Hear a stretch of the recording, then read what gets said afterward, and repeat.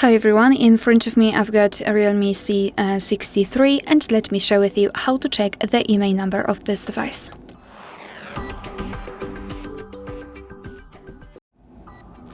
So in this tutorial I'd like to show you two different ways of checking the IMEI number. The first one with the usage of the secret code. So we have to open the dialer, tap on the keypad and enter the code, which is *##06#.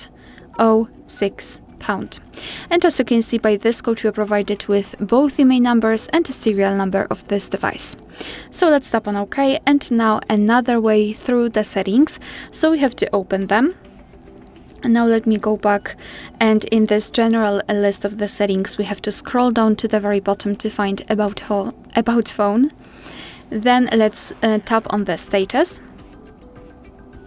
And as you can see right here, we've got both IMEI numbers for both SIM slots. Alright, so that will be all. Thank you so much for watching. Please hit the subscribe button and leave the thumbs up.